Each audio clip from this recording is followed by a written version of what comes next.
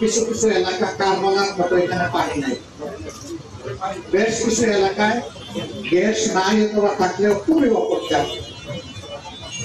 তৃতীয় সমস্যাটা হচ্ছে জলাবদ্ধতা। একটু বৃষ্টি হলেই পানি রাস্তাঘাট ডুবে যায়। এটার জন্য সরকার দায়ী নয়, আমরা সবাই দায়ী। নিজের গার্বেজটা আস্তে করে নিয়ে ড্রেনের মধ্যে ফেলে দিই, ঝাড়ু দিয়ে ড্রেনের মধ্যে ময়লাটা ফেলে দিই। তো সরকার ডেইলি একবার তো ড্রেন পরিষ্কার করতে পারবে।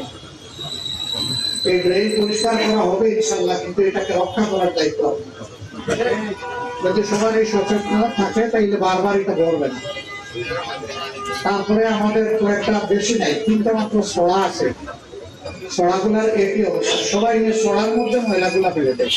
সড়াকে ময়লা ফেলার জায়গা, ময়লা ফেলার জন্য তো ময়লার ভাগাড় আছে।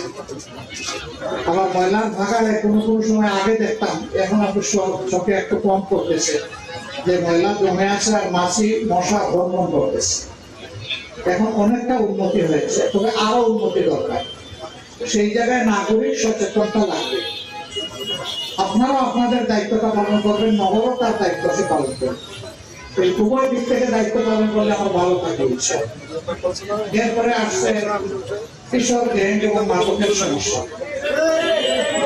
আওয়াজ এখানে সবচেয়ে বেশি দুর্বল এবং এটা নিয়ে আমাদের মা বোনেরা বেশি সম্পৃক্ত।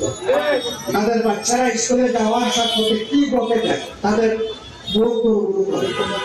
এইখানে পুলিশের লোকেরা আছেন, আমি তাদেরকে অনুরোধ করবো যে তারা যেন বিষয়টা সিরিয়াসলি